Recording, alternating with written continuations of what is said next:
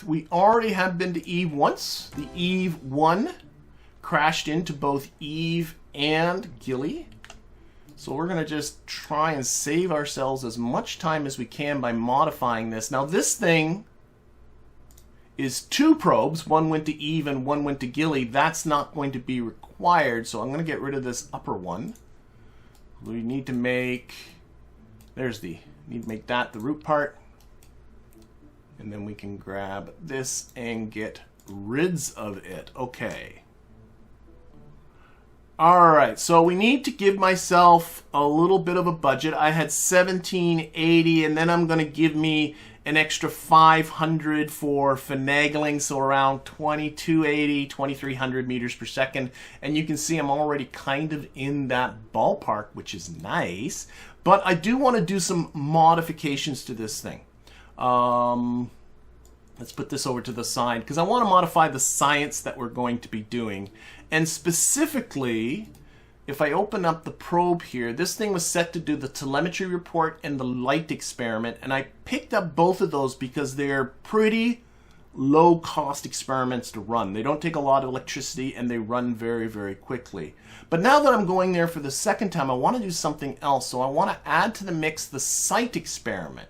Now, unfortunately, if I configure this probe and configure the crude, I only have 2 slots, and I want to keep both of those. So what I need to do is get another probe body, stick that onto the top. We'll color this gold again. In fact, I'm going to turn the wheel authority right off because it won't need all that wheel authority for sure. And then we're going to configure this one. And it's going to do, I'll show you the experiment I'm looking at. I am looking at the site experiment. Okay, and then this one will be on none. And the site experiment I avoided before because it takes an hour to run. And I figured I probably wouldn't transmit much of this data anyway. And also, its electricity cost is much higher than the other ones are going to be. So we're going to have to kind of... Actually, it's not the electricity cost, I'm sorry. The data cost is huge. Notice 12.4 megabytes of data. To put that into some perspective, this probe core right now holds only 2 megabytes of data. So I'm going to put this up to... Oh, yeah, let's put these both up to 8. I have 2 of them. So that gives me 16 megabytes of data storage. That should be okay. So now this one can run the site experiment. This one can run the telemetry report and the light experiment. This one can do the radiation scan. I got a Geiger counter on there, and we'll do a temperature report like we did before. Okay, that should all be good. Now, let's go down to the planner and see if there's anything else I need to sort of worry about here. My electrical consumption is now up to, are these antennas factored into it? They are.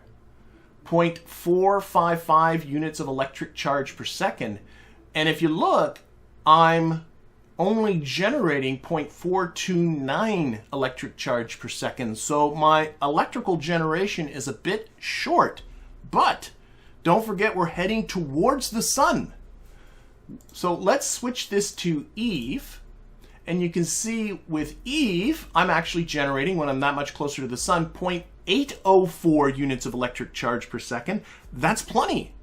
And this is taking into account that some of these solar panels will be in the shadow at any one point and that kind of stuff. So electrical generation, again, is going to be fine, even with the extra experiments. How about batteries? I might want to think about batteries. Let's see. To figure out batteries, let's put it in the shadow. And this will run for 22 minutes and 9 seconds just on battery power alone. The site experiment, if I configure this probe, takes an hour to run. I would like it, you know, it's possible we might be flying by and getting into some shadow, so it would be nice if we could run that for an hour just on batteries. So let's add on some batteries. See, I might have to get into these guys. Oh, 3 of those did an hour and 6 minutes. Okay, that is looking like it's pretty good. I'm just going down my checklist. Are there other things I want to do? I don't think there is. I think this is looking pretty all right. So, boom, boom, boom, boom, boom. Yeah, I think this is a thing. Now, I can see here it's only got 1,957 meters per second at delta V. I would really like it to have more than around 2,300 meters per second at delta V for this. So, I could add more fuel tanks. The other thing I looked at, I'm not quite sure. I put on the Spark engine because it was the lightest one, but I also have the Pug engine, which is a 1.25 meter engine, and its delta V is better. It has 330 meters per second of vacuum delta V, while this one is 320. So just for an experiment, it has less thrust though. Oh, that made a difference. 2,336. Shoot, I think that's already getting pretty good. I think I might be onto something already. Let's see. So we got this. We got. Put this on maybe 6-way symmetry. Just noticing the batteries. Is there a better place? I'm debating my battery location. This is 1,200. Right, they're 400 each times 3. What if? Can I get 12 of these guys? These guys are 100 each, these little ones. Sorry, these little ones. This is 6-way symmetry on the top, or it's a hex probe. It's got 6 sides. What if I did this? And then took this and slid it to the side. This might not look bad. And then do that again.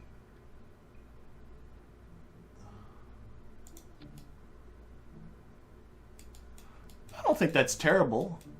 I like that better than these 4 here. And this is the same amount of electrical storage as this has. It should still be able to run for an hour. Yep.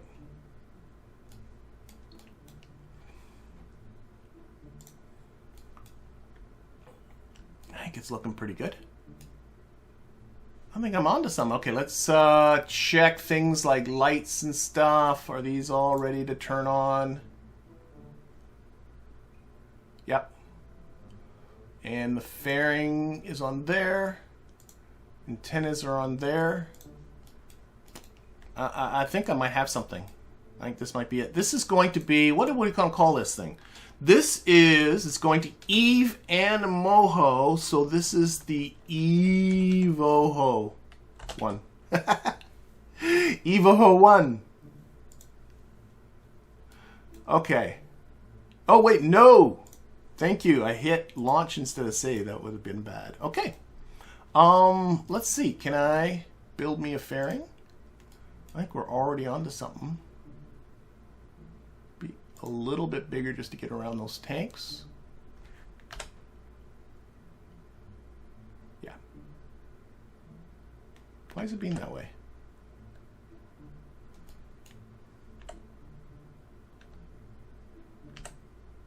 I want this just to be straight.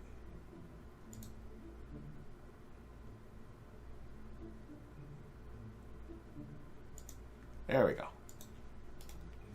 And this is already clamshell deploy. Should be okay. Can I get away with the exact same booster that I've been using for all of these? That is the question.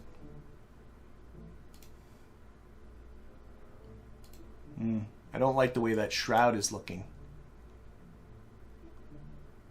Shroud off. And then we'll just edit this fairing there. And we'll put that. That will cover it up nicer. There we go. 3,942 meters per second. Let's check that staging out. But this can easily get this thing. Of course, it's smaller than what I had before. I might be able to get away with a smaller. Let's take this away just for a moment. This is only 2.0 tons. 2.0 tons. I might be able to get away with a smaller booster. Not really. Okay, we're going to go back with this one. That's fine. That's fine. It's good. It's okay to... And you know what? I've been complaining about how this booster is old. Let's put on a smart part. It is the DrainX1 smart part. What this smart part does... These smart parts are awesome, by the way. I think they're... You get all kinds of them, and they can trigger all kinds of events. You can do all kinds of programming, simple programming with them. I'm using this in probably the simplest way. It's looking for the resource that's on here, which is solid fuel, and when that gets down to 0, it's going to activate the stage group. So basically, when this is empty, it'll stage for me. So I think that's a nice thing to have. And then what I'm going to do is I do have Separatrons now. You know what? Instead of Separatrons, I don't want to put Separatrons in here. It's just so tight. I'm worried that the exhaust from the Sepratron is going to be more effort than it's worth. So what I'm going to do is I'm going to take these tiny little fins, the small fins, and put 2 here. And then we're going to rotate them ever so slightly that way, so that when this detaches, the airstream will push the booster away from the rocket rather than them. It should help it peel away nicely. Let's put another pair on the other side and do the exact same thing.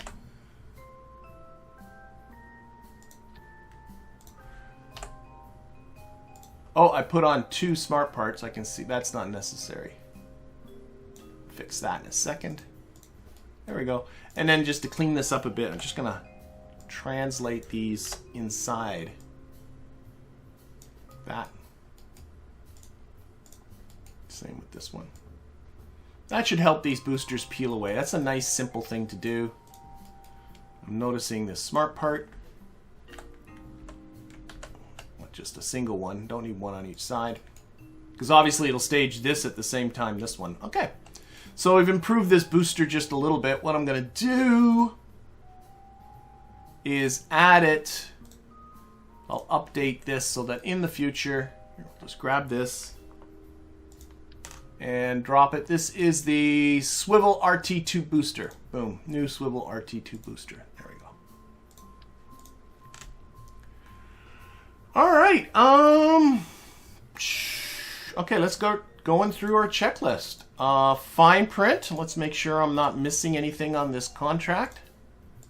The contract I am looking at is... Boop, boop. I got a lot of plane contracts because I want to keep playing with planes. Science data from space around Kerbin. Let's not forget to do that. Flyby Eve and interplanetary flyby. So let's check each of these, make sure there's nothing I'm missing. That one's straightforward enough. Flyby Eve, straightforward enough. Flyby Eve. Interplanetary flybys. Flyby 3 different planets. And then option. Oh, look at you. Get extra science for flying by moons, too. Okay, that's something to keep in mind. Neat. Neat. Neat. Okay, but I don't think I'm missing anything as far as fine print goes. She should have control. There should be a KOS chip in there. I believe it is still... Yeah, I can see it. It's hiding in there.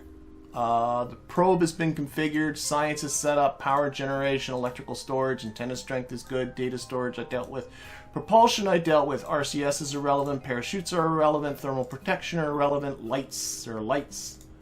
Upgrades. Is this engine here upgraded? No, it is not. Let's upgrade that engine. Because this engine's is going to be doing a lot of work over a long period of time. Oh, my delta V went down a bit with that. Okay, we're going to need to do a little bit of fixing. Okay. Okay. So this knocked my delta V down to 2155, and I want the delta V on this probe to be more like 2300. Is there anywhere I want to sneak? I got to sneak on some more fuel. Sneak on a bit more fuel. Okay, these are my smallest little tanks. You know what I could do?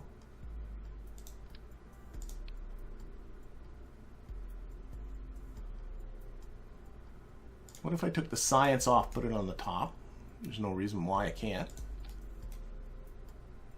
Or actually, better yet, why don't I just put more fuel on the top? That doesn't add too much, do you? That doesn't add too much either.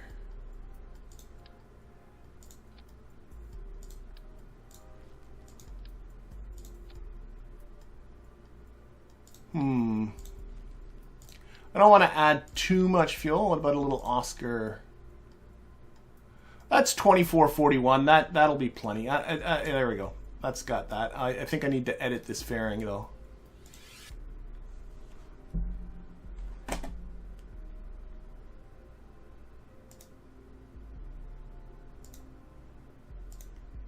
All right. So 2435 in this probe, its thrust to weight is 1.31. That is fine. The engine quality is now high. The launch thrust is 1.31, so I'd like to get a little bit more thrust on the bottom end here.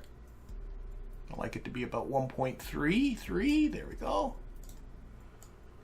The core stage has a thrust to weight ratio of 1.88, which should be fine. And we got 41 meters per second to get this into. I think it should be good. Okay, so that's been fixed. Fairing deploy, I think should be okay. Staging. Check the staging. Those. That goes here. Okay. All right. So you know what I think I'm going to do though with this one? A little tank floating here. Is like I haven't been testing these things recently. I think I've done enough modifications to make sure that I'm going to give it a test. We're going to give it a test here. So, whoops, I didn't mean to open that. I meant to close this. That's what I meant to do. And the checklist we're going to close. Let's give it a test by running this through a simulated launch. So start that simulation. All right, so... yeah, not much to this really. Let's run launch at, actually, sorry, opening up. Probably this has a launch inclination. It does. It has an ejection inclination of 13.76. I might as well put that in there. 13.76. 80 kilometer orbit. Okay, this is just a test.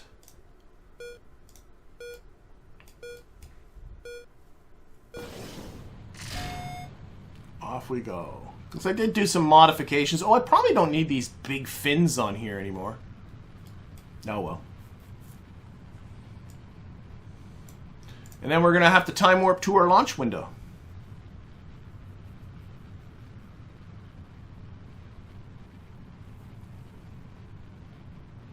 I see a question about, Trevor asks about the flags here. These flags are a part that's in the game, and they match whatever the mission flag is that you happen to pick. And you can actually, I believe, oh, I can't edit them here. I think you can edit them and have them do different things. I'm just lazy and always just use whatever my mission flag is.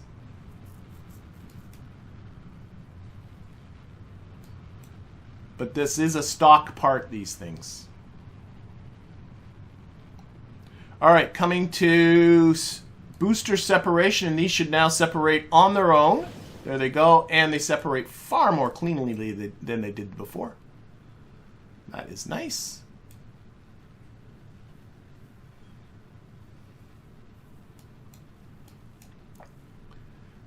Okay. My advice for people that want to start modding their game is, I'm getting a lot of questions to talk about mods in the chat, is to use CCAN. CCAN is your friend. I have the whole list, and almost all except for maybe one or two of the contract packs can be installed through CCAN.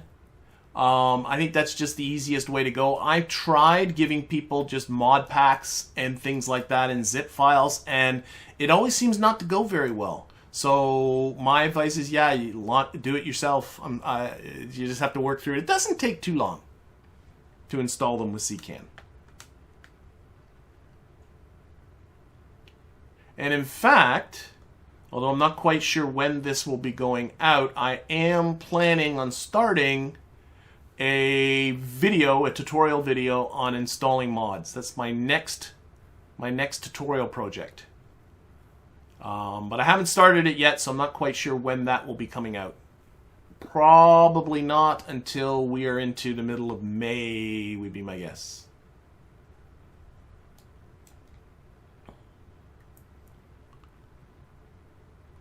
Okay, anyway, this seems to be doing fine. So this is using the KRASH simulator. You can see the kind of wireframey effect there to let me know that I'm doing a simulation. And it's costing me money. It's almost up to about 2,000 Kerb-bucks for the cost of this simulation. But to make sure that this thing is going to work when it comes to launch day, I think it's a worthwhile thing. Okay, fairings separated, a little herky-jerky, but it seemed to work okay. Nothing broke. That's the important part. Okay, what is our apoapsis at? Apoapsis is at 67 kilometers. It will cut thrust when it gets up to 80.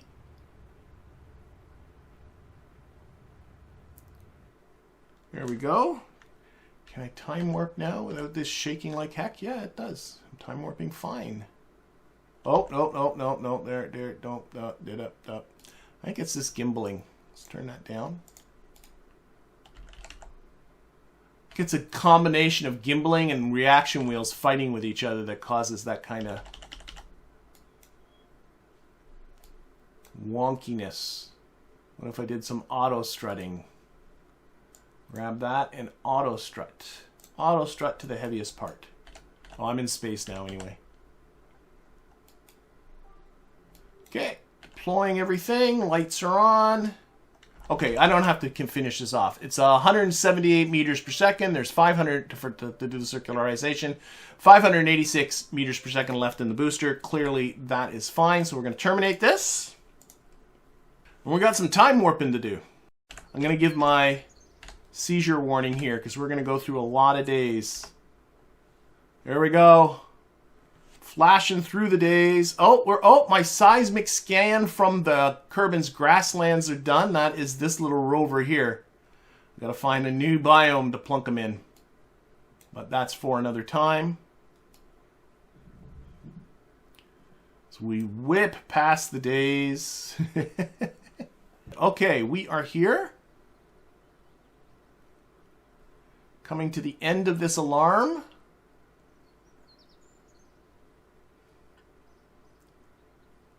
There we go. And we're going to close it. I want to keep this alarm because it has all kinds of launch details. And we're just going to go right to it. We're going to launch. So this is the Evoho 1.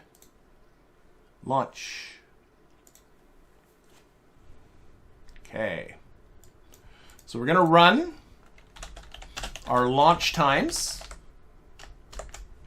I did this with my last two interplanetary encounters.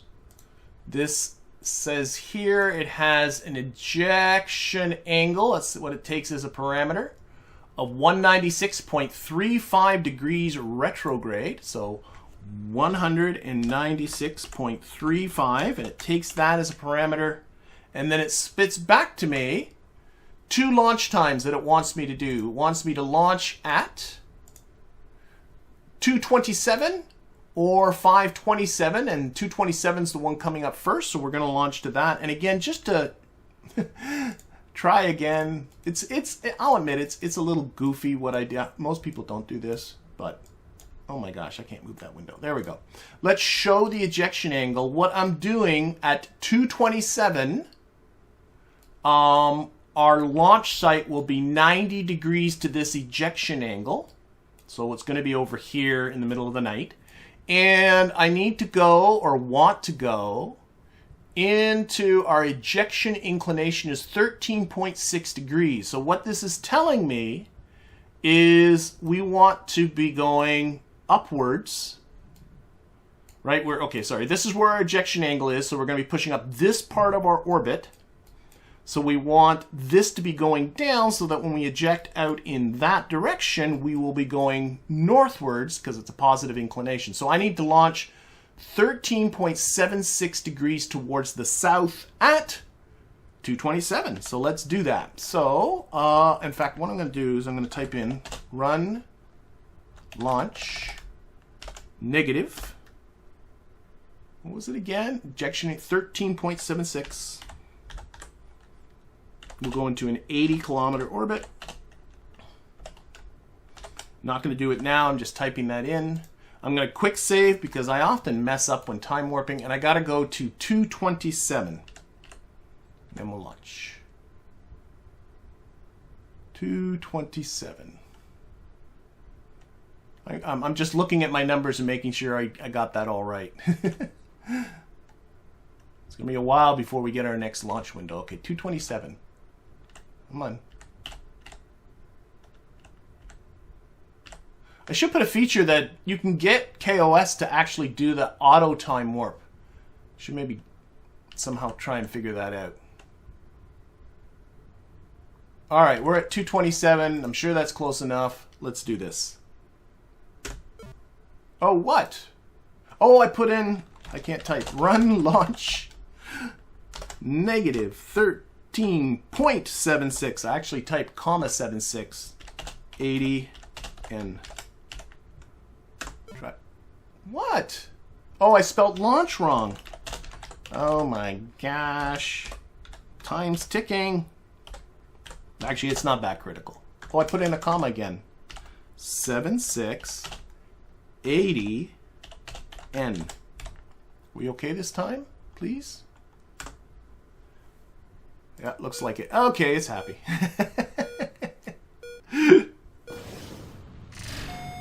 And we're off. Keep these window details open.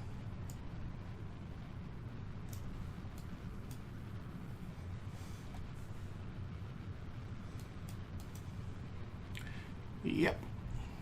And again, just to sort of explain this ejection inclination, by putting yourself into an inclined parking orbit and just launching yourself prograde from that and launching yourself, and we will be leaving Kerbin's SOI at an inclination of 13.76 degrees, that takes care of the normal component of this burn, which is 928.7 meters per second. And that saves me over 200 meters per second. What's that? If you look at the difference between the ejection delta V and just the prograde part, I'm saving this normal component, which 262 meters per second I'm saving if this all goes right. We'll see. We'll see how she goes. Of course, the first thing is I got to get up there.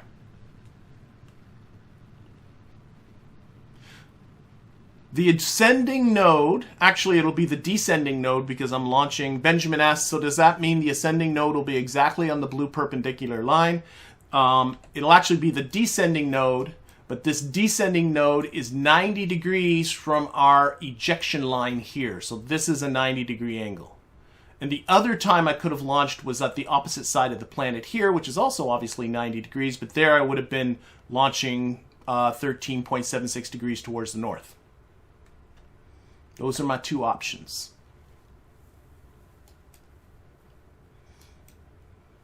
And again, the alternative to doing this silly going into an inclined orbit is to simply go into an equatorial parking orbit, and when you go to do your ejection, putting in this normal part, this 928.7 meters per second normal part to your ejection burn, I should, at least what I put in should be a lot smaller than that. We'll see. All right, just passing 40 kilometers. Still going. Again, unfortunately, a night launch. I could have gone around to the other side and did it in the day, but I didn't. I got to remember to get some science around space around Kerbin. I shan't forget that. If I do, we'll be up into, obviously, around Kerbin again. Okay, so 50, there goes, ooh, one of the, now they're all gone. A little bit of a sticky fairing separation.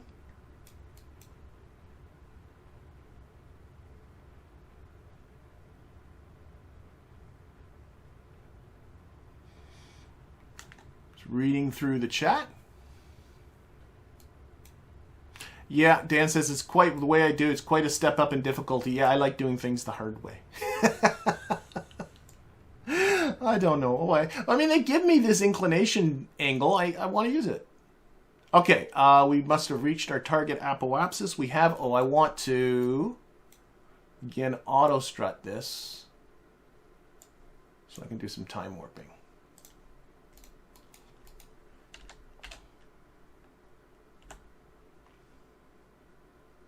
Stiffen up that whole rocket. Time warp our way out of the atmosphere. Okay, just about there. Setting up our circularization. I'll let it find that maneuver, set itself up, and then we'll time warp to that. Okay.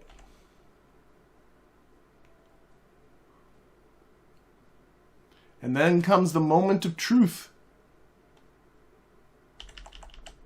All right, 20 seconds from the burn.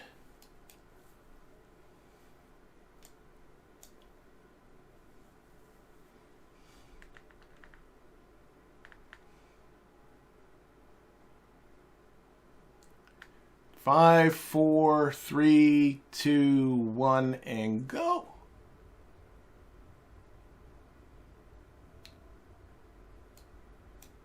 And again, we're going to have a lot of fuel left in this booster, so we'll use this for the first part of our ejection. Might as well use it if you got it.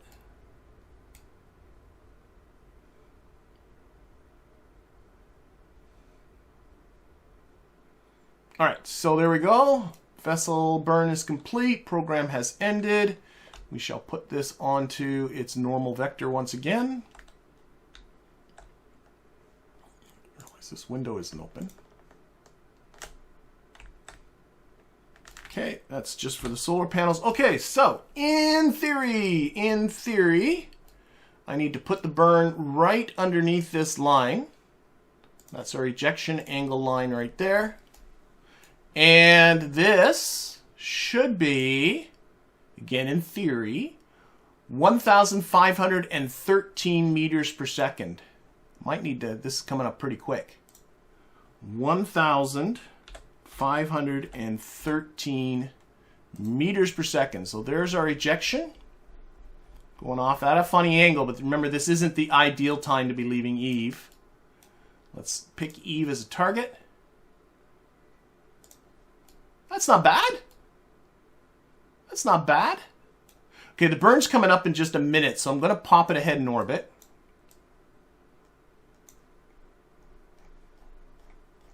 It's pretty close. Just got to select it here. We're going to go ahead one orbit so that the burn will go around. We'll do it on the next go around.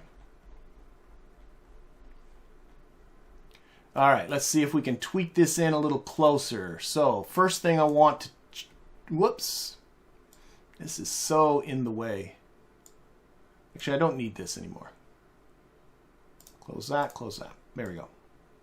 Actually, you can close the alarm clock. I don't need that either. Okay, select the maneuver. Let's first start playing around with the timing a little bit. See if we can not close this in. That's closer, closer, closer, closer. Oh, further, further. 168. Okay, so right about there.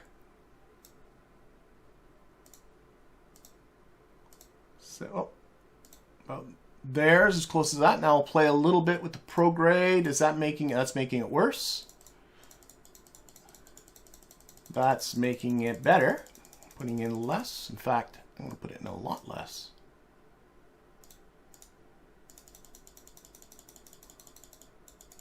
Oh, that's as close as that got.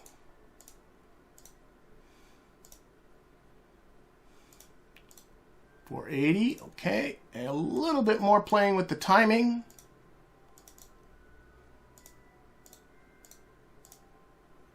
Well, the timing was right. Now let's see if we put in some normal. That is making it better. Let's up the scale a little bit. Again, want to get. Well, that's making it worse again. Now I'm going to keep playing with this until I get it right. 1594, that's pretty close. Let's see, retrograde. That's worse. That's better. That's worse. Normal. Keep doing it until it gets better. Until it gets worse. That's making it worse.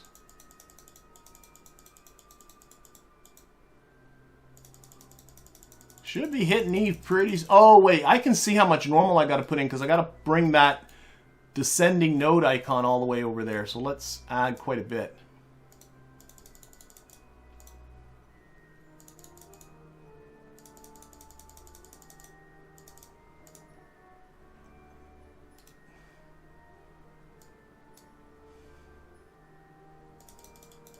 That was too much. Too much adjusting the prograde retrograde-y part. Oh, here we go. So you can see I have put in a bit of normal to this. There is 253, but remember it was something like 900 and something I was supposed to put in. And it's just because, you know, my whole insertion wasn't perfect. So it did save me a bit of fuel. Where is Eve in all of this? There it is. Focus that view. I want to get this in as close as I can. I can see I definitely need to come northwards. This is always, I'm sorry, the tedious part of this. I don't know a way of not having this be tedious. Oops, this way. That's closing in. And we're going to want to... Trying to think which side of Eva do I want to go on. We can adjust this mid-course. I definitely want to come in more or less in Eve's equatorial plane.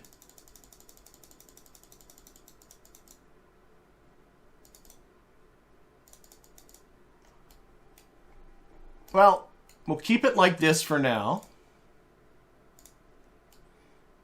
And we'll make a mid-course correction, but definitely for now I think that's good enough. We'll do a correction in here somewhere. You can see how quickly we're going to be getting to Eve so that we can make our transfer to Moho. Hopefully this will all kind of work out. Let's get ourselves to the burn.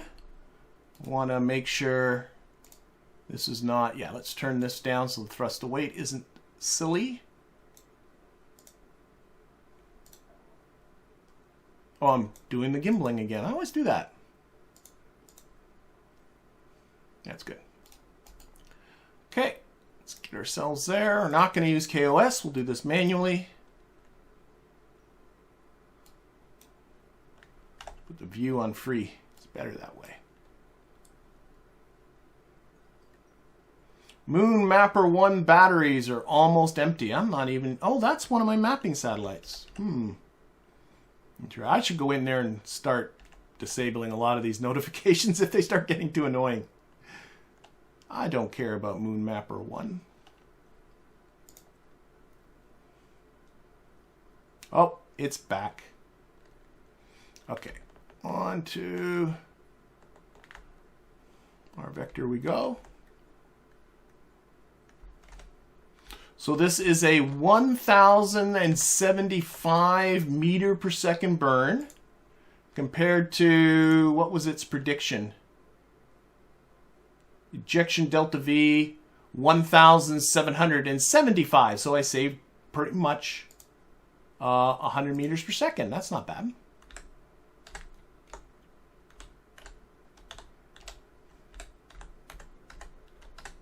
By doing this inclined orbit business.